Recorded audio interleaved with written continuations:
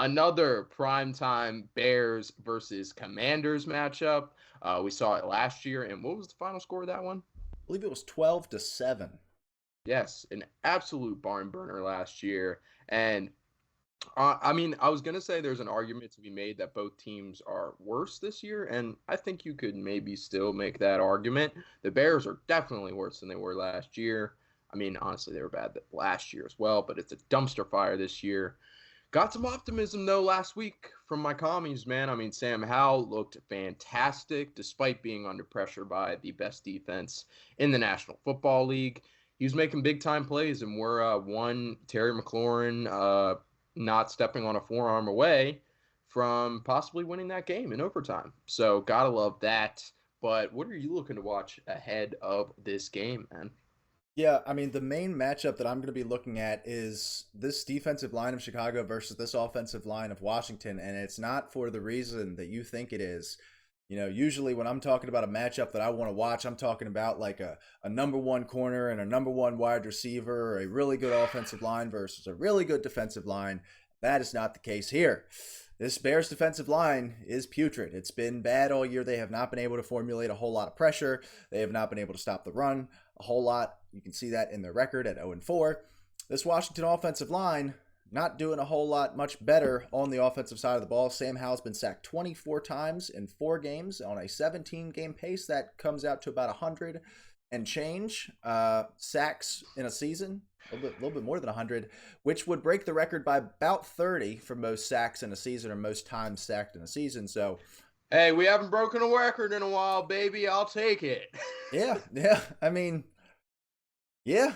Oh, Most bro. recently, though, sale of the team, I guess we can kind of count that. You haven't broken a record on the football field in a little bit. But you could very well do that, and you're on pace to do so by a fair margin. Like we're talking about 3-4 years from now. This is the one of the most unbeatable Never, records. This is yes. Wilt's 100-point game that you guys could Yeah. be putting up here with the amount of time Sam Howell hits the ground throughout the course of the season, and it's just going to be kind of a question of like which of these. It's like the extremely movable object versus the very stoppable force. Like two flowers clashing here. And it's just gonna be, I think it's gonna be a matter of who wins that. Another thing I'm gonna be watching for though, we saw a nice, really nice Two, game. Go ahead. two flowers, man. That's just disrespectful. Would I ever say that about your team? No, I I would mean, never. you might be able to the way that our offensive line has been doing much better. So if you want to say that we're flowers, go right ahead. Um, but Continue. the other thing I'm going to be watching for is going to be Justin Fields and what he looks like this week. We saw a spectacular first half. He did not throw an incompletion in the first half of that game. Still ended up finishing with a very nice stat line. And it was against that Denver defense that has been getting shredded all season. We saw in week 3, they got 70 points put on them. The Bears, who have not been able to formulate a whole lot of offense, even put up 28 points in that one. I want to see if they maybe flip the switch a little bit. Like if it was, okay, is this maybe not the turning point of the season, but the turning point maybe for Justin Fields of like the first 3 weeks were really bad for Fields. We started to question whether he's the guy. I mean, we talked about it a few episodes ago where it was like when teams start to call for the head of ownership, that's when you know that things have gone south. And Yep. that's kind of how the Bears and Justin Fields were playing for those first few weeks, but last week was definitely a flip of the switch, and it's just going to be a question of could this be the turning point, or was this just a really good game against a really, really almost historically bad defense in Denver, and we're just going to kind of see what prevails here. I can't believe that we've gotten this in 2 straight years, just generally, but nonetheless on primetime Thursday night football. Yeah, I mean, I can't wait because it's my team playing in prime time, which will not happen very often. So I gotta love it. And I mean, I can't argue against you at all when it comes to our offensive line. Now, we are going up against one of the worst defensive lines, as you mentioned. So maybe this will be a nice showing for our offensive line this week. Probably not. But I mentioned on last week's or the episode we did previously this week about how the Bengals, because of Joe Burrow's injury, they're running out of the shotgun 90% of the time. Second team running out of the shotgun the most, the Commanders at 88%. The next closest team is like 72. So there's a reason we're doing that, and it's because our offensive line is terrible, is putrid. So we're trying to create as much time as we can for Sammy. Obviously, it's not working too well because of the sack counts that he's racking up so far this year. But I love what I've seen out of Sam Howell this year, man. I mean, can we talk about that a little bit? I think this is the best quarterback we've had in Washington. I think there's an argument to be made that Alex Smith pre-injury was probably the best quarterback that we've had um, before Sam Howell. Before that, it was Kirk Cousins. But I think there's an argument made that Sam Howell is the first guy since Kirk Cousins that we've drafted, that we have in house, that we think could be a franchise guy. And I was talking about this earlier this year, and I was semi confident. That confidence washed away pretty quickly.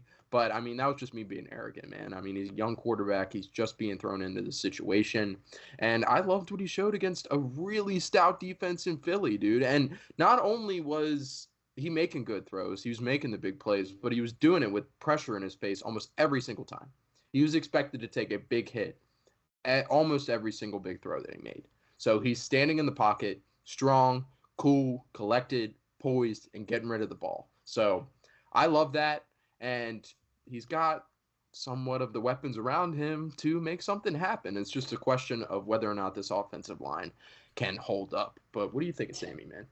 Yeah, I mean, I think this matchup, Thursday Night Football, it's obviously not a great one, but you do have two quarterbacks that in week 5 are kind of playing for their jobs. And I think both these guys throughout the course of the season are going to be playing for their jobs. I don't think either one of them have any sense Okay, of job security to a certain degree. I mean, the Bears that's sitting at fair. 0-4 could have a chance to go get one of the top quarterbacks. And I don't think that Washington would hesitate if, one of the Drake May, Bo Nix, Michael Penix tier of quarterback were to fall to them.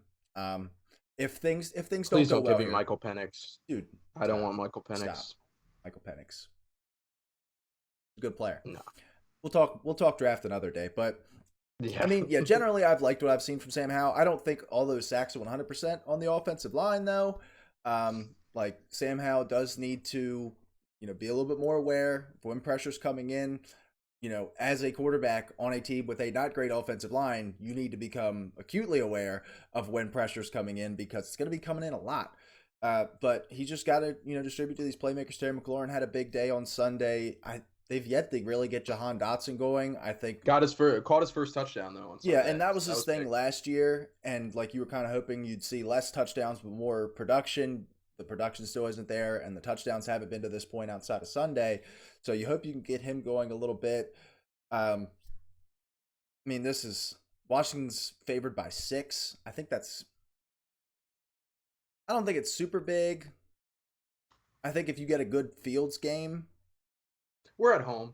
We're yeah, at home. I'll give you that. And I think our home presence, I mean, FedEx Field, I've been very clear on my thoughts on FedEx Field. I mean, I've been to more Ravens games in my life than Redskins games. Oh, Commanders games. My apologies. But yeah, I know. Kind of messed up there. But yeah, I mean, I hate that stadium. But with the new ownership, we have had packed crowds. We can pack the house in FedEx. So yeah, I think the home team advantage. I'll take us -6, especially considering what we did against Philly last week, playing them down to the wire in Philly. Yeah, I think they cover as well. The only way that they don't cover is if Fields comes out and shows what he showed last week in Denver, and I think that he makes this game a little bit more interesting. We remember back to last year, the 6-point line that's currently available, they barely cleared that as an over/under total.